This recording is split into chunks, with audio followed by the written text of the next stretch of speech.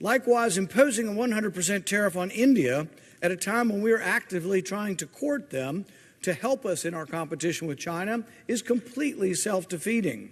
Ryan Young with the Competitive Enterprise Institute worries that imposing tariffs on India will alienate one of the most important strategic partners in Asia and a potential counterweight to China. So as we try to get India to be more aligned with us instead of with China or Russia, admirable goals, we put tariffs on India, and what does that do? It pushes them more towards China and more towards Russia. American senate ने Russia और Iran पर नए प्रतिबंधों वाले bill को भारी बहुमत से पास कर दिया है। इस बिल में अमेरिकी राष्ट्रपति को रूस से बड़ी मात्रा में तेल और गैस खरीदने वाले देशों के सामान पर 100% तक टैरिफ लगाने का अधिकार देने का प्रावधान है। यानी सीधे शब्दों में समझे तो निशाना रूस पर है, लेकिन इसकी चपेट में भारत और चीन जैसे देश हैं जो रूस से बड़ी मात्रा में तेल खरीदते हैं। लेकिन इस बिल के पास होने के बाद भी जो बात सबसे ज्यादा गौर करने वाली रही, इस बिल का विरोध खुद ट्रंप की रिपब्लिकन पार्टी के एक सीनेटर ने किया और इसके खिलाफ वोट किया। केंटकी से रिपब्लिकन पार्टी के सीनेटर रैंड पॉल ने इसका विरोध करते हुए साफ चेतावनी दी कि भारत पर 100% टैरिफ लगाना अमेरिका की अपनी रणनीति के खिलाफ जा सकता है।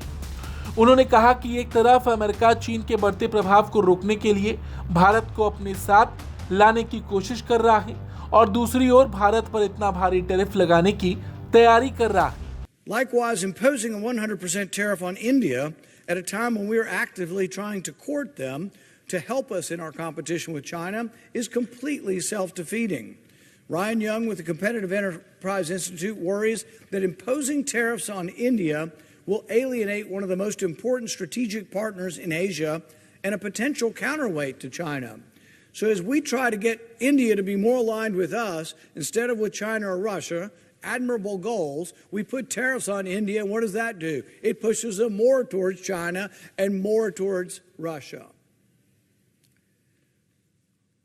It is imposing a 100% tariff on all goods imported from countries like China and India is the economic equivalent of shooting ourselves in the foot. Middle and low-income Americans enjoy a higher quality of life when they have more purchasing power for everyday necessities. Recent tariffs are estimated to have already cost the average alienate one of the most important strategic partners in Asia and a potential counterweight to China.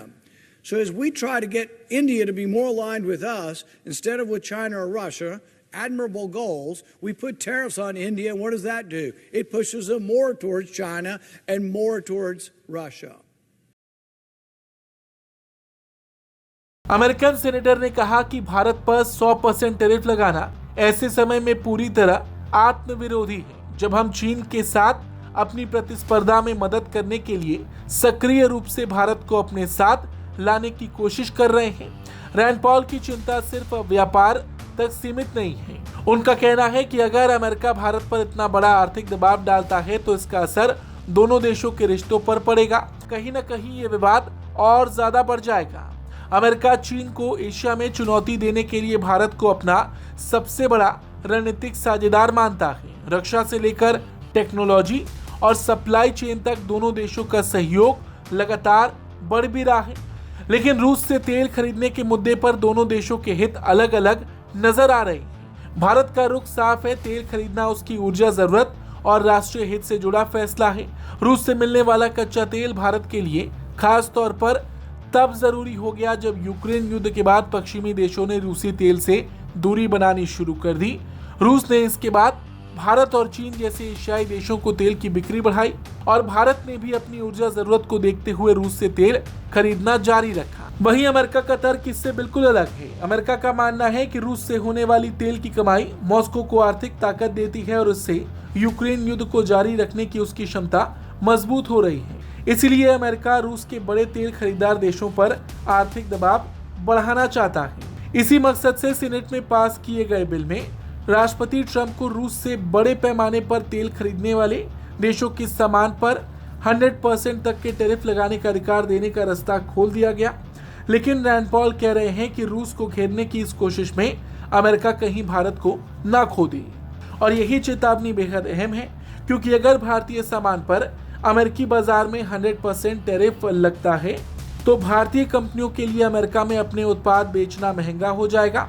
इससे निर्यातकों पर दबाव बढ़ेगा, कारोबार प्रभावित हो जाएगा और दोनों देशों के व्यापारिक रिश्तों में तनाव पैदा हो जाएगा। लेकिन ऐसा नहीं है कि इसका असर सिर्फ भारत पर पड़ेगा। इसका दूसरा पहलू अमेरिका के लिए है। टैरिफ से दूसरे देश को नुकसान नहीं पहुंचाता। आयात महंगा होने का असर अमेरिकी कंपनियों और उपभोक्ताओं पर भी पड़ेगा। यानी भारत पर भारी टैरिफ लगाने की कीमत सिर्फ भारत को नहीं, अमेरिका को भी चुकानी पड़ेगी।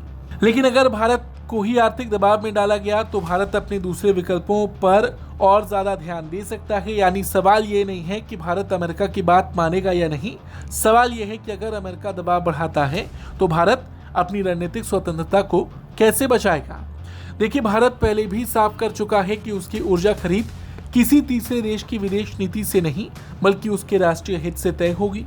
इसीलिए अगर अमेरिका भारत पर रूस से तेल खरीदने के लिए दबाव बढ़ाएगा तो ये मान लेना आसान नहीं होगा कि भारत अमेरिकी दबाव के आगे झुक जाएगा। आपको बता दें, रूस भारत के लिए कोई बड़ा तेल सप्लायर नहीं था। 2021 में भारत के कुल क्रूड आयात में रूस की हिस्सेदारी सिर्फ 2.5% थी।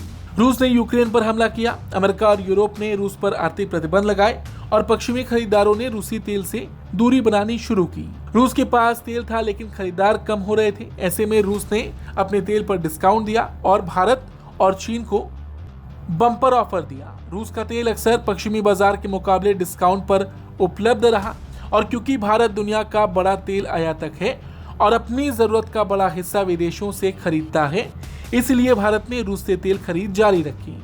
और सोचिए, ट्रंप के दूसरे कार्यकाल में लगातार दबाव बनाने के बाद भी इसी जुलाई में भारत ने रिकॉर्ड स्तर पर रूस से तेल खरीदा। जुलाई में रूस से कच्चे तेल का आयात रोजाना 28 लाख बैरल के ऑल टाइम हाई रिकॉर्ड स्तर पर पहुंच गया, जिससे भारत के कुल क्रूड ऑयल इंपोर्ट में अकेले रूस की हिस्सेदारी बढ़कर 55.5% से ज्यादा हो गई। और रही बात इस बिल की, तो अब इस बिल को हाउस ऑफ रिप्रेजेंटेटिव में मंजूरी मिलनी बाकी है। इसके बाद राष्ट्रपति के स्तर पर प्रक्रिया होगी और बिल राष्ट्रपति को 100% तक के टैरिफ लगाने की शक्ति देगा।